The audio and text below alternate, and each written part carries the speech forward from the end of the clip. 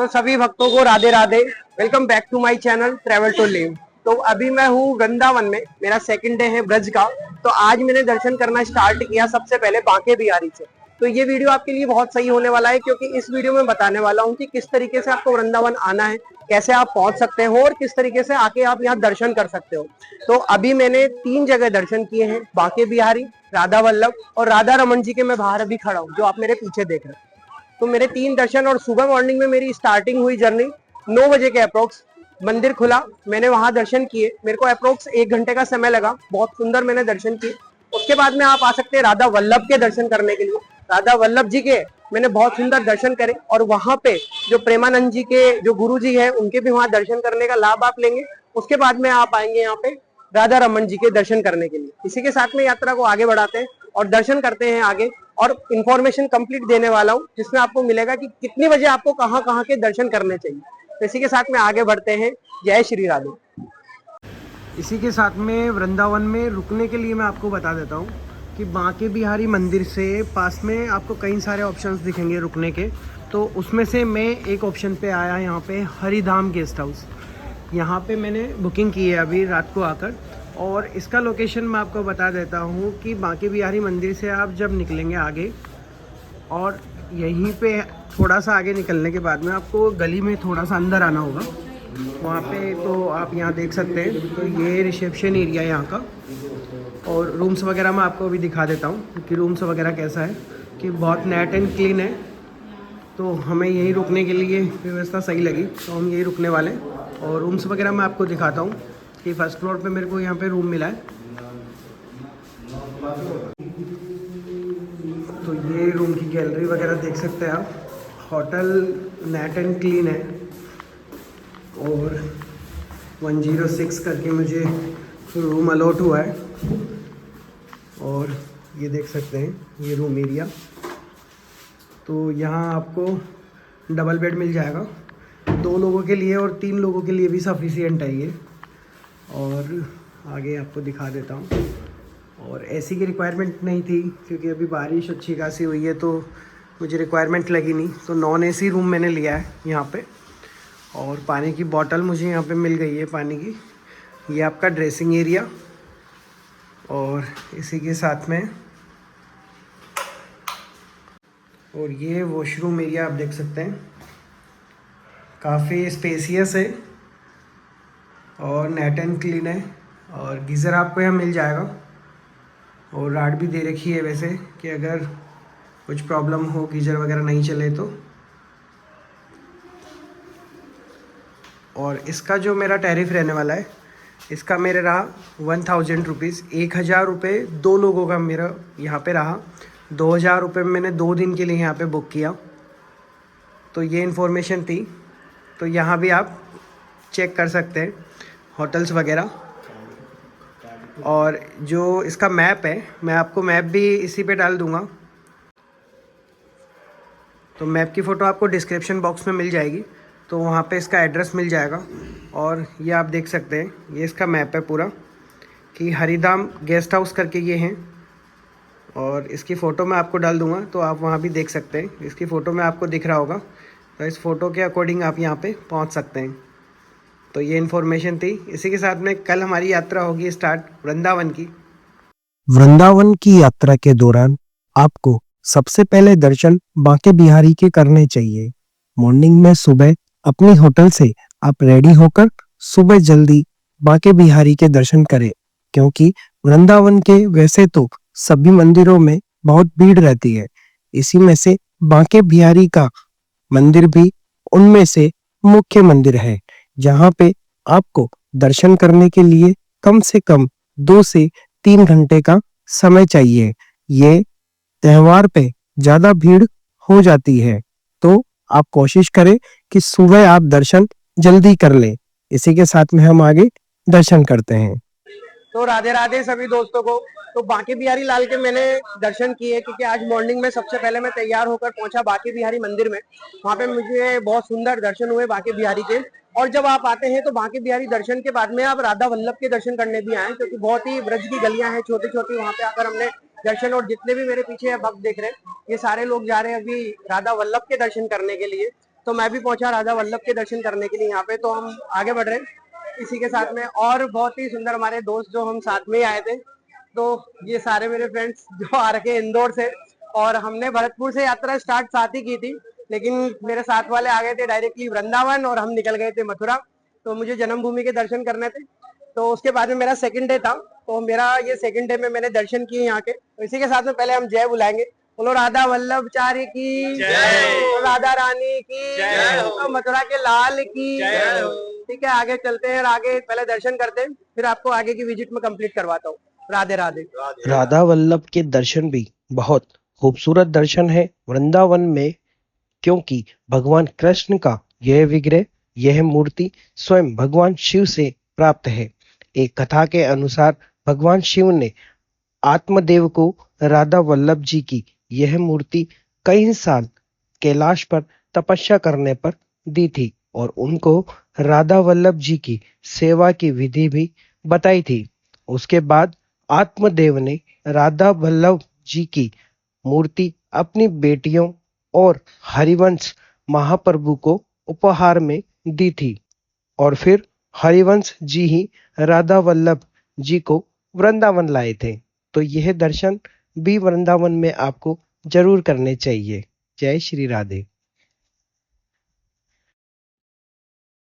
राधा वल्लभ के दर्शन के बाद में आप दर्शन करें राधा रमन के। यह मूर्ति स्वयंभू मूर्ति है, क्योंकि यहाँ दर्शन शालीग्राम शिला से स्वयं प्रकट हुए राधा रमन जी के होते हैं। और इस मंदिर की स्थापना गोपाल भट्ट गोस्वामी जी ने चैतन्य महाप्रभु के सिद्धांतों की पालना करते हुए वृंदावन में इस मंदिर को बनवाया था।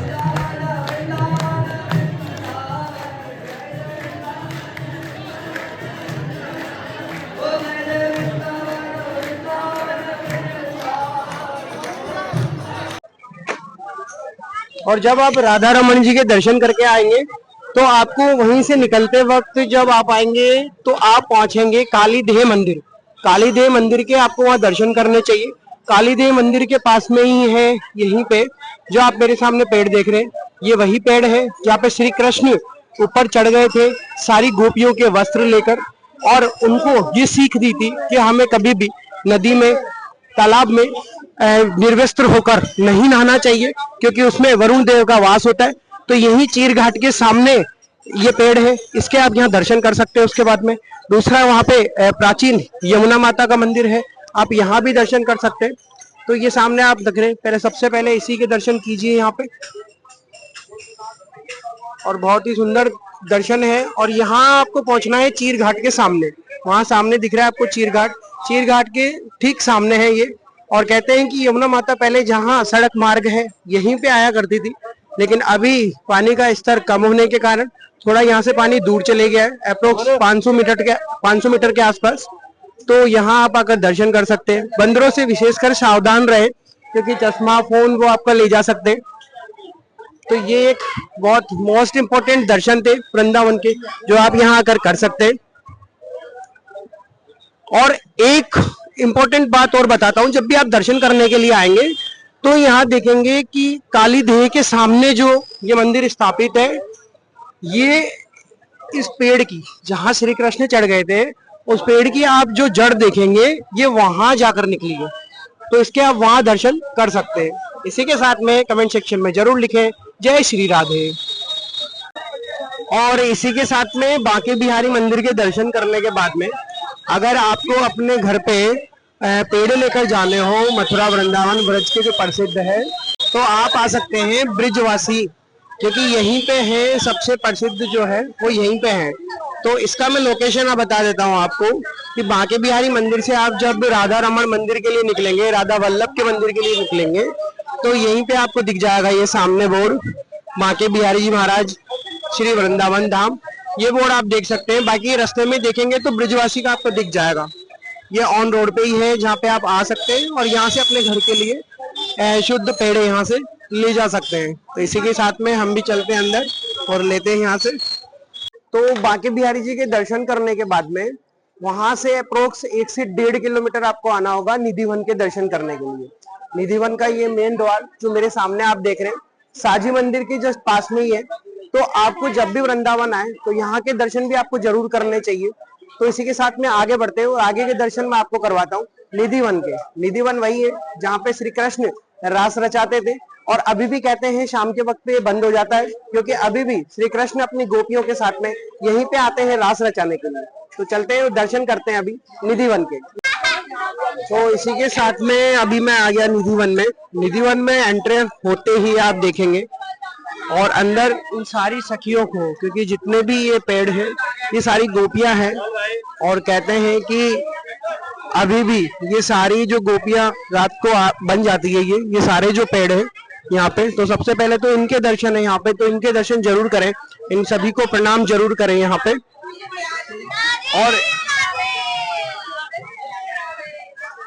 और सारे भक्त तो दिन में यहीं आते हैं। समय आपको बता देता हूँ, यहाँ पे निधिवन बंद नहीं होता है, शाम को ही बंद होता है, उसके पहले बंद नहीं होता।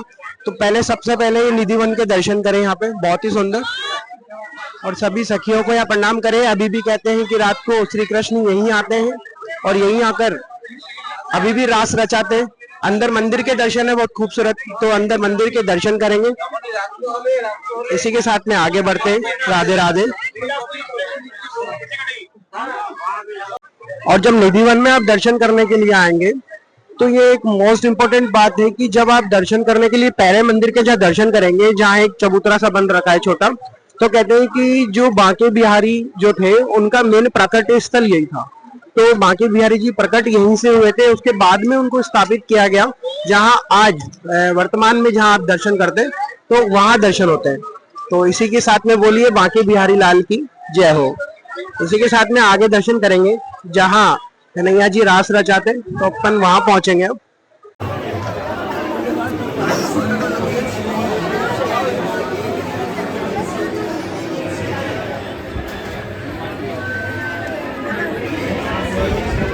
और ये जो आप सामने देख रहे हैं ये एकमात्र दुनिया में मंदिर है जहाँ पे राधा रानी ने श्री कृष्ण की मुरली लेकर बजाई थी। तो इसके दर्शन भी आपको निधिवन में होंगे, तो यहाँ पे ये दर्शन भी आप जरूर करें। तो निधिवन के दर्शन करने के बाद में हम पहुंचे शाहजी के मंदिर में। आप जैसे ही बाहर आएंगे तो निधिवन के प्रवेश द्वार के बाहर ही है शाहजी मंदिर। 1868 के अंदर दो व्यापारी थे, कुंदन लाल और फुंदन लाल। इन दोनों व्यापारियों ने यहाँ पे ये मंदिर निर्माण करवाया था। बहुत ही सुंदर जो आपको मैं दर्शन करवा रहा हूँ इस समय, ये दर्शन है फुंदन लाल और कुंदन लाल दोनों व्यापारियों द्वारा बनाया गया शाहजी मंदिर।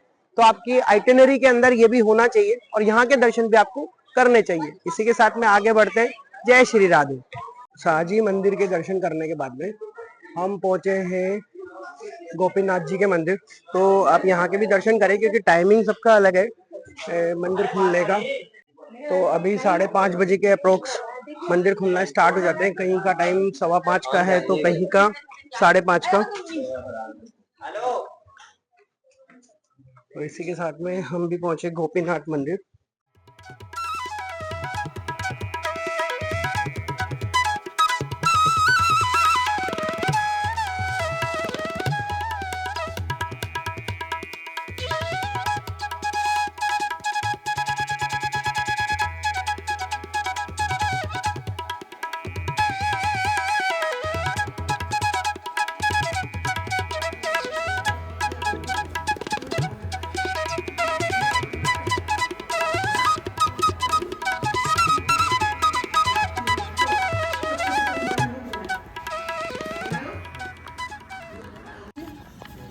पहचान जाएगी तो पूजा ले जाइयो। तो मदन मोहन जैसी मैंने 6 मूर्ति बनवा दी और 6 मूर्ति और साथ में मदन मोहन की एक संग खड़ी कर। मैंने क्या तू जाके भक्ति करे, तो मैंने क्या कि भक्त के बस में भगवान है, तू पहचान जाएगी तो ले जाइए। हाथ जोड़ रखती जाएगी, ठाकुर जी जा रहे हैं, मैंने रख दे जाके ऊपर हाथ। तो मैंने हाथ रखो तो सीधे मदन मोहन के बन के जाइए मेरे ठाकुर बन के बिल्कुल सही है, ले जा। मदन मोहन जी ने वो चिट्टी उंगली हिलाई थी उस समय, तो तुरंत वही मैं ले गए। तो आज वही बैठे गए। तो मदन मोहन के कभी सिर पे मुकुट ना बंधे, ना खाली पगड़ी बंधे। अब पूछो पगड़ी क्यों बंधे कि जे हिस्सा पूरा खाली है, हाँ, सिर्फ तो मुकुट ना बन सके, बाकी खाली पगड़ी बन सके, कुछ ना बन सके। राधे राधे। और अभी हूँ मैं गोपीनाथ जी के मंदिर के अंदर। गोपीनाथ जी के मंदिर में आप दर्शन करने के लिए आएंगे, शाम को 5:30 बजे ओपन होता है। अभी देख सकते हो भक्तगण सारे खड़े, मंदिर के पट अभी ओपन हो रहे। पंडित जी अंदर गए हैं, अब ये गेट खुलेगा यहाँ पे, और उसके बाद में पट खुलने के बाद में हम दर्शन करेंगे श्री गोपीनाथ जी के। तो गोपीनाथ जी के दर्शन करने के लिए भी आप जरूर आए। तो वैसे तो गोपीनाथ जी जयपुर में भी विराजमान हैं। जो 3 मूर्तियां थी मेन, उनमें से जो अभी मुझे कथा सुना रहे थे, बाहर महाराज जी थे मथुरा के पंडित जी, जो मुझे कथा सुना रहे थे वहीं पे, तो उन्हीं से जानने को मुझे मिला। गोविंद देव जी जो जयपुर में अपन दर्शन करते हैं, और दूसरे हैं गोपीनाथ जी जिनके हाथ में घड़ी है, जो जयपुर में अपन दर्शन करते हैं, और मदन मोहन जी जो है करौली के अंदर, जो उनकी बेटी में, मैं वहाँ भी दर्शन करवाऊंगा आपको, जो उनकी बेटी के साथ दहेज में उनके साथ में आए थे, तो उनके भी मैं आपके दर्शन करवाऊंगा। तो इसी के साथ में पहले हम दर्शन करते हैं गोपीनाथ जी के। इसी के साथ में सभी लोग जरूर बोले जय श्री राधे।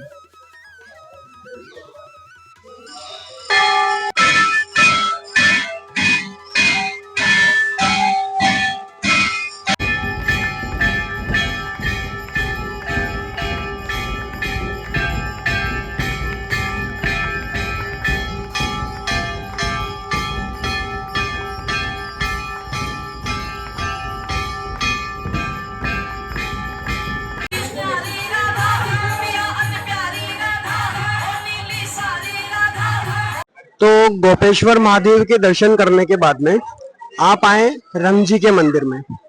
ये द्रविड़ शैली में, जो दक्षिण के अंदर आप दक्षिण भारत जाएंगे घूमने के लिए, तो इसी स्टाइल के अंदर ये बना हुआ मंदिर है।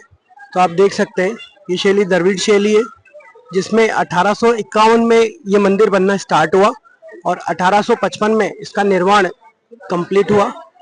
तो इसी के दर्शन भी आप वृंदावन में जरूर करें आकर। तो यहाँ पे भी बहुत सुंदर दर्शन है, तो आप यहाँ भी आकर दर्शन जरूर करें। इसी के बाद में हम निकलेंगे लास्ट दर्शन करने प्रेम मंदिर के। तो इसी के साथ में यात्रा को आगे बढ़ाते हैं। राधे राधे।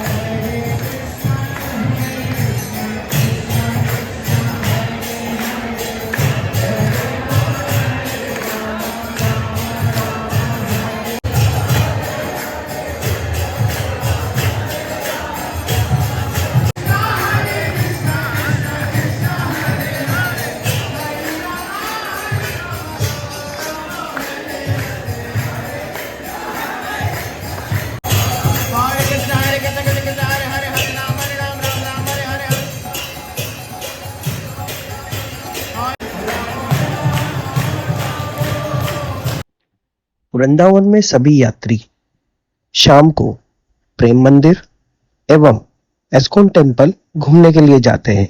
एस्कॉन टेम्पल में आप श्री कृष्ण और बलराम की बहुत ही सुंदर मूर्ति के दर्शन करेंगे, और साथ ही आपको यहाँ पे बहुत ही सुंदर भजन संध्या सुनने का मौका मिलेगा। यहाँ पे आप क्राउड देख सकते हैं, सभी यात्री यहीं आते हैं और यहीं पे झूम के नाचते हैं, गाते हैं और यहीं पे भजनों के आनंद लेते हैं। इसी के साथ में आगे हम दर्शन करते हैं प्रेम मंदिर के।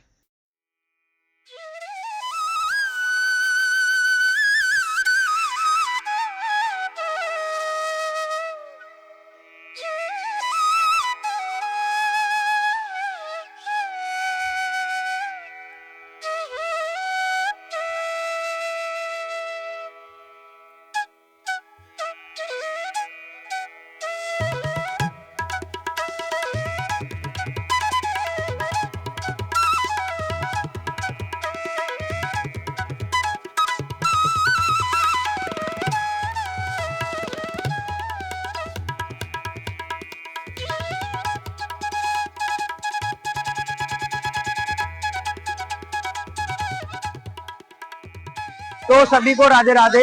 तो ये थी कंप्लीट इन्फॉर्मेशन मेरे चैनल पे अब मैंने आपको जो दी कि वृंदावन आपको कैसे आना है, किस तरीके से आपको दर्शन करना है। अभी है मेरी लास्ट जहां मैं आया हूँ वो है प्रेम मंदिर।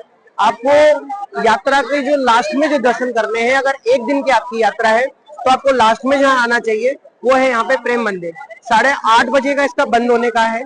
सारी जो इन्फॉर्मेशन थी मैंने आपको इसमें दे दी। 8:30 बजे के पहले अगर आप यहाँ आते हैं तो बहुत सुंदर आपको यहाँ दर्शन होंगे। युगल किशोर की यहाँ जोड़ी है जिसके आप दर्शन करेंगे, राधे कृष्ण के आप दर्शन करेंगे। तो ये थी संपूर्ण जानकारी जो मैंने आपकी वृंदावन की आपको दी। आपको ये वीडियो कैसा लगा कमेंट सेक्शन में जरूर बताएं। अगर वीडियो पसंद आया हो तो लाइक करना बिल्कुल ना भूलें। अगर चैनल पे नए हैं तो सब्सक्राइब जरूर करें और कमेंट सेक्शन में जरूर लिखें जय श्री राधे, राधे कृष्णा। फिर से नेक्स्ट वीडियो में मुलाकात होगी, तब तक के लिए सभी को राधे राधे।